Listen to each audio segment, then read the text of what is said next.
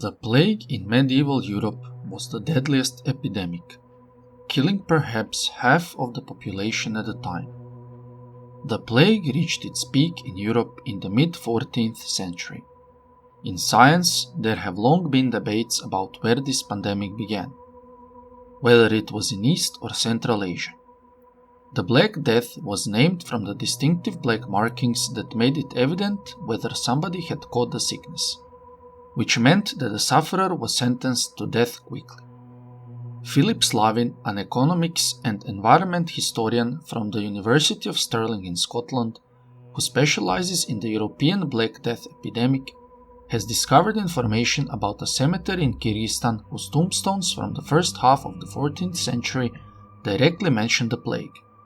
Following that, he went on a meticulous hunt for the lost remains of a long since excavated graveyard. In partnership with Johannes Krauss, a paleogeneticist from Max Planck Institute in Leipzig, Germany. The remains were discovered in the late 19th century at the Peter the Great Museum of Anthropology and Ethnography in St. Petersburg, Russia, where they had been taken from Central Asia. After discovering the bodies, the scientists needed authorization to examine the remains. Following the permission of more study, the corpses of around 30 people were investigated, and DNA was successfully retrieved from 7 bodies, indicating that 3 of them very likely died from the plague. The investigation proved effective in extracting remnants of Yersinia pestis bacteria contained in the genetic material of the victims' teeth, indicating that the Black Death most likely started around the Lake Issyk-Kul in present-day northern Kyrgyzstan. The tombstones allow us to precisely date the deaths of the examined individuals, which occurred in 1338 and 1339, said the scientists.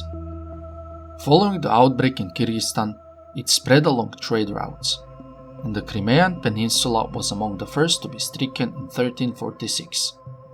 It was isolated by the Mongols during the time, but after a year of the Crimean plague outbreak, commercial ships transported the disease from the region to the Mediterranean. Not only did the disease spread quickly in Europe, but also in the Middle East and North Africa, killing about 25 million people in only 4 years. The plague still remains one of the deadliest epidemics in history and is still present now. However, due to hygienic reasons and antibiotics, it is kept under control. If you want to know more, please subscribe, leave a like, and see you in the next episode of History 7.